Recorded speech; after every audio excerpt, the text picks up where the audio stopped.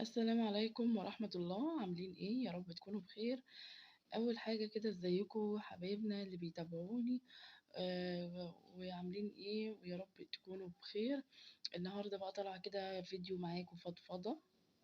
آه موضوع بجد يعني ضايقني شوية، فقلت اطلع اتكلم معاكم فيه في العموم، مش عشان بس الانسانة اللي هتكلم عنها في الفيديو. آه بس بجد انتوا لو تعرفوني، يعني انا فاطمة سجام، ودي قناتي، قناة البيت وناس، واتمنى تتابعوني وتشرفوني ونكبر كده مع بعض.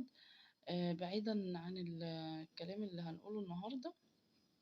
لا طالعة اولا استغل، ولا طالعة اركب ترند. انا كده كده قناة صغيرة اوي اوي اوي على قدي، فمش محتاجة يعني اعمل، يعني مش محتاجة اني اتكلم على حد دوت انا اصلا ضده عشان اطلع واعلى والجو ده.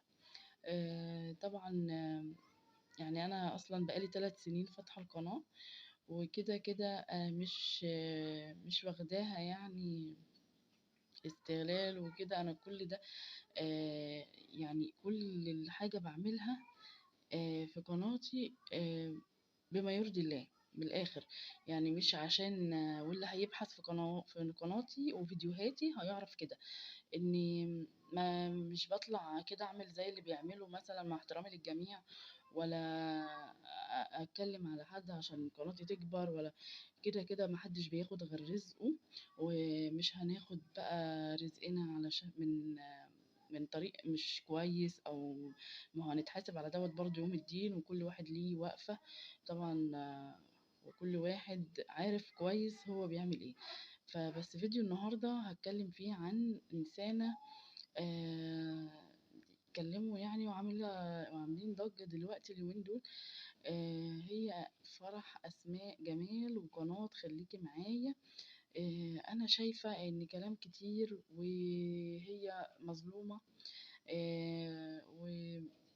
وأولا هي أكيد مش محتاجة حد يدافع عنها، اللي بيحبها بس هو اللي هيتكلم عشانها. وأنا بحبها وبحب قناتها وبحب عيلتها كلها. ما انا ولا اعرفها ولا هي تعرفني، ولا في اي اتصال ولا في علاقة خالص. ده انا في محافظة وهي في محافظة تانية، بس متابعة من متابعينها عادي جدا. بس بجد بيتقال يعني كلام كتير، وحتى يوم فرحها مش سايبينها في حالها.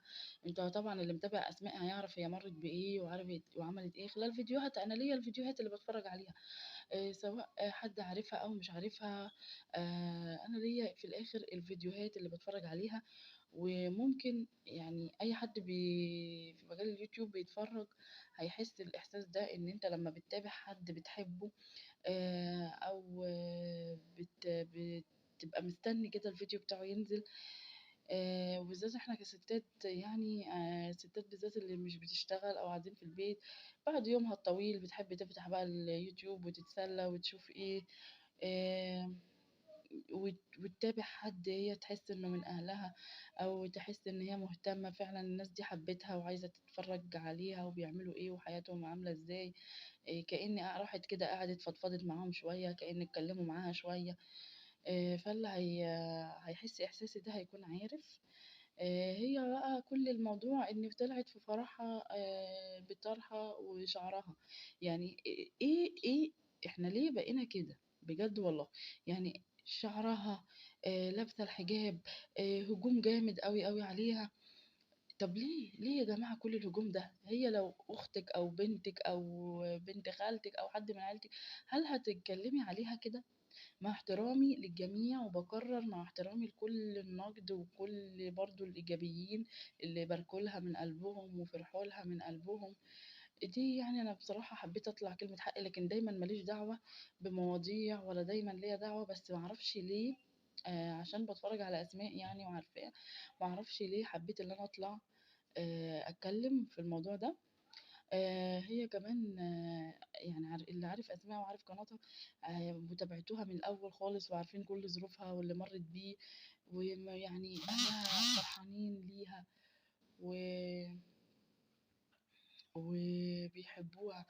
كمّلوا الفرحة، اجبروا خاطرها، جبر الخواطر على الله، مش ليه وليه بقى قُلت كلمة. باقول لهم يعني دخلت في التعليقات من فيديو من الفيديوهات اللي ناشرة الفرح بتاعها. يا جماعة قُلت لهم يعني بطّلوا بقى كده تتكلموا، هي دي فرحها وفرحتها، وباشوف إن اللبس ده أو أنتِ لمّا تلبسي ده ليكِ أنتِ يخُصِّك، ما حدش غيرِك هيتحاسب عليه، أو ما حدش غيرِك هيضرب بيكِ أكتر من نَفْسِك. أنتِ واحدة مثلًا نازلة الشارع لابسة، هي عارفة لابسة إيه، هي عارفة بتعمل إيه، فما فيش ليه بندّي لبعض حقوق إن إحنا نتكلم على بعض، ليه بنحكم على بعض؟ فلانة لابسة تبقى ما شاء الله ملتزمة ومِيَّة، مِيَّة فلانة مثلًا لابسة لبس طبيعي عادي، الله يهديها مش عارف إيه. الموضوع ده بجد بيستفزني، يعني بيستفزني أوي. أنا مسلمة ومحجبة وعارفة قيمة الحجاب، وعارفة قيمة الحجاب في الدين. آمم، بس يعني ومش معنى إن عارفين، ومش معنى إن عروسة تقلع الحجاب، ماشي كل ده عارفينه، بس إحنا نرجع بقى للزمن اللي وراه كده، إحنا من إمتى بقت ثقافتنا كده؟ أنا باحس إن إحنا دخلت علينا ثقافة غريبة، وبالذات نحكم على بعض، يعني حاجة كبيرة أوي عند ربنا، يعني أنت مين عشان تحكم على حد؟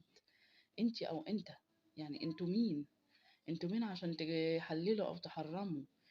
يعني إحنا في العموم بعيدًا عن موضوع أسماء وبعيدًا عن كل حاجة، وهي كانت زي القمر وربنا يسعدها يا رب، ويهنّيها بعريسها وشقتها، ويكون العوض ليها بعد الحياة اللي هي شافتها، ويخلّي لها بنتها. يعني أنا لا أعرفها ولا هي تعرفني، بس والله بادعي لها من قلبي وباتمنى لها الخير، لإني شُفت هي مرّت بإيه، وهي بنت جدعة.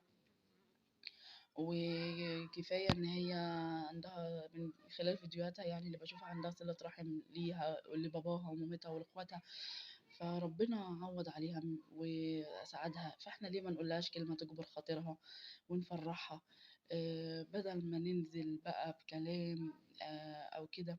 هتشوفوا هتشوفوا الرَد اللي اترَد عليّا، والهجوم اللي اتهاجمته، رغم إن أنا برضه أهو أنا واحدة ما يعرفونيش. وكلّموا برضه وقعدوا يقولوا أنتِ إزاي تقولي كده ومش عارف إيه، هو الحجاب مش لعبة يا جماعة أنا باتكلّم في نظرية تانية خالص، نظرية إحنا ليه بنحكم على بعض؟ إحنا ليه بنحكم على بعض من غير ما نعرف قلوب الناس إيه، ولا نعرف الناس إيه، ولا نعرف ظروفها إيه، ولا أي حاجة خالص. يعني هي عروسة وفرحانة واليوم ده كلّنا يا بنات بنبقى عايزين نطلع في أزهى صورة وأبهى صورة، اللي بيبقى الغرض يعني لعريسها ولفرحتها. فبلاش بجد بلاش، يعني بلاش نوصل لكده، بلاش نحكم على بعض. صفوا النية يا جماعة، بجد والله الدنيا مش مستاهلة. نسلك كده نيتنا ونحب الخير لبعض وانا مش طالعة انصح حد ولا اي حاجة، بس انا بفضفض معاكم، اعتبروني اختكم، اعتبروني منكم. و... وأنا يعني بجد بامُر برضه بحاجات كتير، بابقى محتاجة ناس أتكلّم معاها، بابقى محتاجة إخوات أتفضفض معاهم. ف بس بجد تعالوا بقى أقول لكم يعني نظريتي برضه، الثقافة اللي إحنا رجعنا لها، اللي إحنا بقينا فيها. يعني تعالوا بصوا زمان كده في السبعينات والتمانينات والستينات، الستات كلّها كانتش محجبة، يعني لو تفتكروا أهالينا ما كانوش محجبين. وكان في بينهم احترام، وكان في بينهم رقي في الأخلاق، وكان في كده ما حدش بيبُص على واحدة في الشارع، ما حدش بيجرح حد بكلمة أنتِ لابسة كده ليه، أنتِ عاملة كده ليه، ده اللي باقصده يعني، ده اللي كان قصدي، واللي خلّاني أفتح معاكم الموضوع هو ده. اللي قصدي من الكلام كله هو الموضوع ده. الموضوع زاد أوي، بقينا بنصطاد لبعض الأخطاء، بنصطاد لبعض العيوب. طب ما هو أنت اللي بتتكلم برضه عندك عيوب، يعني يا ريت تبُص لنفسك وشوف نفسك فيها إيه. ما أنت أكيد مليان عيوب، أكيد مليان أخطاء، كلنا خطّائين، إحنا بشر يعني، وربنا يا رب يعني يتوب علينا. إحنا بشر وبنغلط، وكل يوم بنغلط، ومش والنهارده اتكلمت على حد بكرة هيتكلم عليك حد، يعني الموضوع بقى صعب، صعب. كفاية ضغوط الحياة علينا، كفاية، كفاية أوي. دي كفيلة لوحدها إنها يعني عيشنا مضغوطين، محتاجين كلمة حلوة نسمعها، محتاجين جبر خاطر، محتاجين نطبطب على بعض، نهون على بعض. فبجد في آخر الفيديو مش عايزة أطول عليكم أكتر من كده، بقول لأسماء مبروك وألف مبروك، وربنا يسعدك يا رب ويفرحك ببنتك كمان، و... و... ويطمنك كده في حياتك، ويجعلك مطمئنة يا رب، انتي واللي زيك وكل حبايبنا وكل اللي بيسمعني. و... وديننا قال نحب الخير لغيرنا عشان كمان ربنا يبعت لنا الخير. فبشكركم جدا من قلبي اللي سمعني، بشكره جدا من قلبي، وبتمنى لكم كل خير وسعادة، واتمنى لكم تشرفوني في قناتي المتواضعة. واتمنى يكون ليا عيلة تانية غير عيلتي، اتكلم معاهم وافضفض معاهم، واشوفكم على خير في فيديو جديد، ومع السلامة.